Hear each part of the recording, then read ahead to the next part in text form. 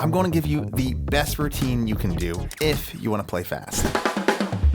The best part is that in this video, you'll learn the stuff you weren't taught before. The mistakes you need to look out for when you're practicing this, because if you're making these mistakes, you are holding yourself back without realizing. This is a series where I teach you my personal methods and tricks for building up your technique, speed, endurance, and you probably already know this exercise, but I can almost guarantee you haven't been shown it correctly. You haven't been shown what not to do and what's holding you back. Today, we're taking the classic singles, doubles, paradiddles warm-up and adding a twist to it.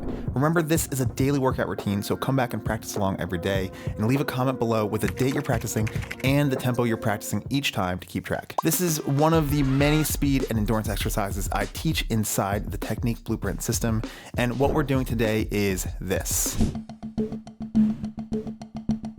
Now, you already know the first part of this. We're gonna be playing singles, right, left, right, left. We're gonna be playing doubles, right, right, left, left. We're gonna be playing paradiddles. And I hope you know paradiddles already, but if in case you don't, right, left, right, right, left, right, left, left. But here's the twist. The thing that's missing from this exercise that's usually skipped is nobody works on their left hand. So we're gonna add a paradiddle plus, or actually what I mean is a paradiddle diddle diddle. This is one of my favorites. Right, left, right, right, left, left, right, right. Allows you to flip to the mirror of that or something else. In this case, we are just flipping to the beginning of this exercise, starting with the left hand. That means left lead singles, left lead doubles, left lead paradiddles, and then that final paradiddle diddle diddle with the left hand to bring us back to the very beginning and the exercise, the version of this exercise that you know. One thing to look out for, this is very important, especially I see this with singles and I see this with accents, like on the paradiddle side of this exercise, is coming down instead of straight up and down